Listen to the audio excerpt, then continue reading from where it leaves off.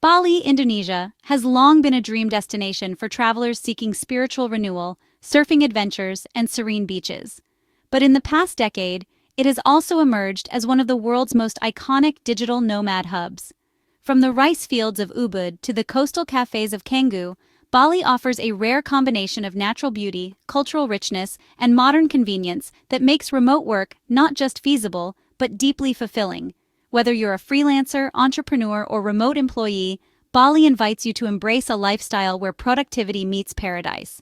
Here's why Bali is more than a vacation spot.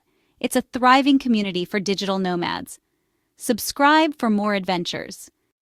Two of Bali's most popular hubs for digital nomads are Canggu and Ubud, each with its own vibe and appeal. Canggu beachside boho meets business.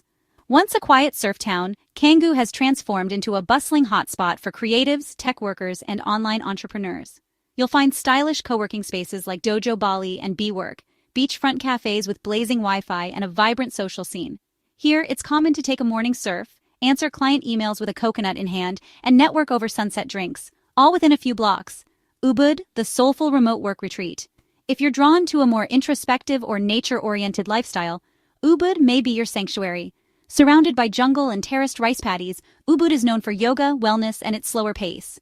Ubud was one of Asia's first major co-working spaces, and it set the tone for a community rooted in mindfulness and creativity. Many digital nomads in Ubud mix work with yoga retreats, meditation, and plant-based living. Bali strikes a rare balance. You can live very well on a modest budget, or extravagantly without breaking the bank. Monthly rent for a fully furnished villa with a private pool in Canggu or Ubud might run between $500 and $1,200, depending on the level of luxury. Meals at local warongs, which are traditional eateries, can cost as little as $1 to $3, while Western cafes typically charge $5 to $10. Scooter rentals, the most popular way to get around, cost about $50 to $70 per month. This affordability allows nomads to stretch their budgets while enjoying a high standard of living. Whether you're bootstrapping a startup or enjoying location-independent wealth, Bali's cost efficiency makes it easy to focus on work and life. So, here's a quick look at average monthly expenses for digital nomads. For accommodation, you might spend $300 to $600 on a budget, $700 to $1,200 for mid-range, and $1,500 or more for luxury.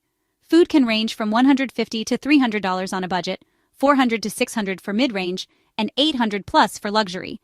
Co-working spaces are usually about $100 to $150 for budget, $150 to $250 for mid-range, and $300 plus for luxury. Scooter rentals are $50 to $80, or if you prefer a car, about $250 and up. Internet and SIM cards usually run $10 to $30. Entertainment or yoga can be $50 to $150, $200 to $400 for mid-range, and $500 plus for luxury. For miscellaneous expenses like insurance, it's about $100 for budget, $150 to $250 for mid-range, and $300 plus for luxury. So, in total, you're looking at roughly $800 to $1,200 per month on a budget, $1,500 to $2,200 for mid-range, and $3,000 or more for luxury living. One of Bali's biggest digital nomad assets is its infrastructure tailored to remote work. Across the island, you'll find co-working spaces that feel more like creative sanctuaries than sterile office environments. Some of the top co-working spaces in Bali include Dojo Bali in Canggu, which is just steps from the beach and offers fast internet, an open-air design, and regular networking events. BeWork in Canggu is sleek, modern, and designed with nomads in mind, featuring everything from phone booths to podcast studios. Outpost, with locations in Ubud and Canggu, is a longtime favorite with a strong community vibe and partnerships with local accommodations. And Ubud in Ubud, the original digital nomad co-working hub, is built beside a rice field with bamboo architecture. These aren't just workspaces. They're social and professional hubs where you can build lasting friendships, get feedback on your projects, and even meet co-founders or clients. Fast and reliable internet is honestly one of the biggest perks of working from Bali. Unlike some tropical destinations where Wi-Fi can be hit or miss, Bali has strong and improving digital infrastructure. Most co-working spaces offer fiber optic internet with speeds of 50 to 100 megabits per second, and, a lot of villas and cafes offer similar connectivity. Mobile data is also cheap and fast. A local SIM card with 30 gigabytes of data costs about $5 to $10, making it easy to hotspot from anywhere, whether you're on the beach or deep in the jungle. Let's talk about lifestyle perks: surf, yoga, wellness, and culture. Bali isn't just a place to work, it's a place to thrive holistically. The island really has a rhythm that supports productivity and personal growth alike. When it comes to surf culture, from beginner waves in Batu Bolong to pro-level swells in Uluwatu, Bali is a surfer's paradise. Many nomads start their mornings on a board, enjoying the ocean before diving into work. Now, for yoga and wellness, Ubud is considered the yoga capital of Southeast Asia, with hundreds of studios offering classes, workshops, and retreats. There's also a strong focus on organic food, herbal medicine, and holistic health. And the food scene, wow, Bali's cafe culture is globally known. Whether you're into smoothie bowls, vegan burgers, or Indonesian nasi goreng, the options are endless. Many places cater to specific diets like keto, paleo, vegan, or gluten-free, making it super easy to eat well while you work. And you can't miss the cultural richness. Balinese Hindu culture is deeply embedded in daily life. You'll see colorful offerings on every doorstep, attend temple ceremonies, and hear the sounds of gamelan music drifting through the air. It's honestly a rare place where the spiritual and the modern coexist beautifully. Staying in Bali as a digital nomad has gotten a lot easier in recent years, and there are several flexible visa options depending on how long you plan to stay. First, there's the Visa on Arrival, or VOA. This one is good for 30 days and can be extended once for another 30 days. It's best for short stays or, workations. You can get it at the airport or online as an EVOA, and the cost is around $35. Next up is the B211A Business Visa, which is single entry. It starts with 60 days and can be extended 2 more times for 60 days each, so up to 180 days total. This is great for midterm stays without needing to do visa runs. It requires a local sponsor, but that can usually be arranged through agents for a fee. Even though it's called a business visa, a lot of digital nomads use it legally for remote work. Now, Indonesia has announced plans for a digital nomad visa, sometimes called the second home visa, which may allow remote workers to stay for up to 5 years tax-free, as long as your income is earned abroad. And finally, there's the KITAs, or temporary stay permit, which is for 1 year or more. This one is best for long-term residents, families, or those opening a business. Oh, and here's a pro tip. Use a trusted visa agent to avoid paperwork headaches. Many nomads rely on local services like Visa Agent Bali or iVisa for easy processing. The digital nomad crowd in Bali is like super diverse, driven, and really collaborative.